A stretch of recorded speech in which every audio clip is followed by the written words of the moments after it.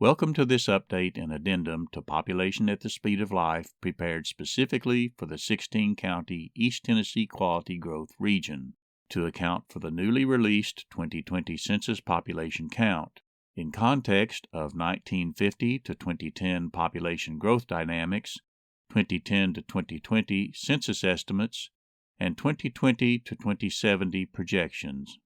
Hi, I am John Lamb, producer and presenter of the Population at the Speed of Life series. I am president of East Tennessee Quality Growth, or ETQG, a 501c3 nonprofit organization covering the 16 counties shown on the map. This is the same region as the state-designated East Tennessee Development District, or ETDD, referenced on many of the following graphics. There is no formal relationship between the two organizations. This presentation is a continuing part of outreach to the ETQG region. The region grew decade to decade from 1950 to the most recent decennial census for 2020. The new 2020 census count has limited meaning without understanding trends and dynamics of population growth and change leading up to it. We can see the change in magnitude of growth by calculating the differences between census years, and we can graph the results as decade population change. We will focus initially on population growth dynamics from 1950 to 2010 using a consistent supporting data set, and fill in 2010 to 2020 later with new census population estimates. The basic components of population growth or change were natural increase and net migration. Natural increase was based on the difference between subcomponents of births and deaths. Net migration was the difference between number of people moving into and moving out of the county. Note the variability and magnitude of population change we graphed earlier. This reflected underlying dynamics or changes in the components of growth. Part of the variability was due to the effect of natural increase. The trend of natural increase was relatively smooth, with peak in the 1950s, followed by generally continuous decrease to 2010.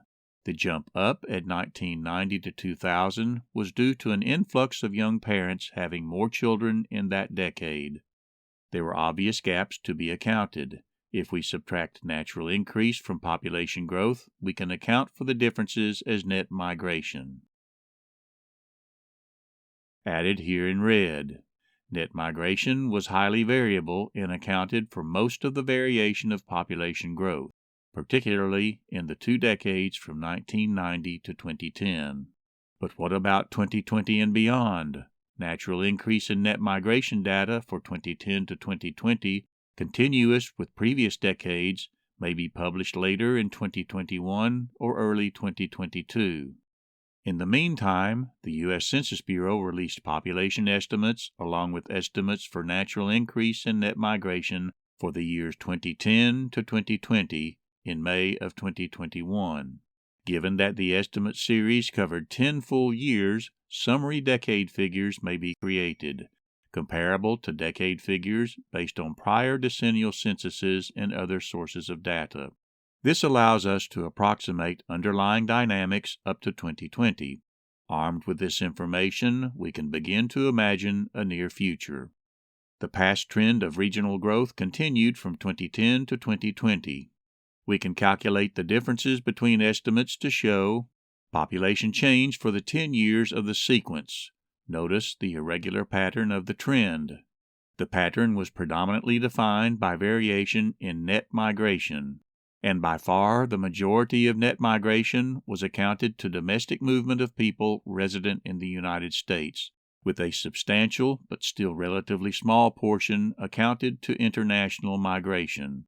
The dominance of net migration in the decade was a continuation of migration as the historical driver of population growth in the recent past from 1990 to 2010. However, the effect of net migration was mitigated by natural increase.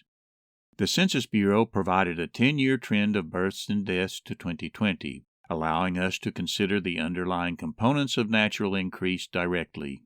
Consider first the number of babies born into the population each year. The trend was relatively flat. The number of people dying each year showed a more pronounced pattern. of increase over the 10-year sequence.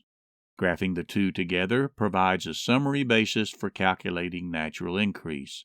Notice that in the first 3 years of the sequence, births were greater than deaths, resulting in positive natural increase augmenting population growth, while in the remaining 7 years, deaths were greater than births, resulting in negative natural increase or natural decrease, reducing population growth.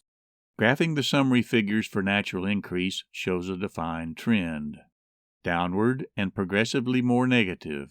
This continued a long-term historical trend of decrease from 1950 to 2010. We can graph population change in the two components together to see a comparative trend over 10 years. Given that this is a 10-year sequence, we can begin to imagine a near future by summing components across the 10-year span and graphing the result as an estimated full decade from 2010 to 2020. We then can add our graph of past decade trends to allow recent and near future analysis. The trend of declining natural increase continues to 2020 and goes negative. Net migration also shows a trend of decrease. This results in a trend of reduced population change. Let us challenge our imagination and consider what a future beyond 2020 may look like. Natural increase will probably continue deeper into negative territory as the baby boom ages fully and deeper into senior years, resulting in more deaths, possibly along with a trend of lower births. Hard to say where net migration will go. It may increase, but it may also decrease or continue relatively steady, consistent with the recent decade. Whatever the case, population change may continue to decrease, due especially to the pull downward of greater negative natural increase. This probable dynamic is reflected in official projections published in 2019 by the University of Tennessee Center for Business and Economic Research. Population change is projected to trend lower for several decades into the future, showing some recovery in the long term. Thus, the region is projected to continue in a 170-year growth trend, but at a slower future pace than the recent peak of growth in the 2 decades from 1990 to 2010. These should be considered as provisional projections until the 2020 census count can be factored into subsequent projections expected late 2021 or early 2022, but differences may be small. The 3 population figures used in this analysis diverged. The 2020 census count for the UT-CBER region was 1,257,004. The 2020 Census Population Estimate, produced a few months prior to release of the census count, was 1,861 more, or just 0.15% more than the census count. The 2020 projection of population, released in October of 2019, predated both the other figures by more than a year and showed a similar but opposite divergence, being less by 1,952, or just 0.16% less than the census count. Both divergences were negligible. All in all, the combined use of all 3 population figures and associated data sets for 2020 and beyond painted a fair picture of population trends and dynamics from the past and into the future.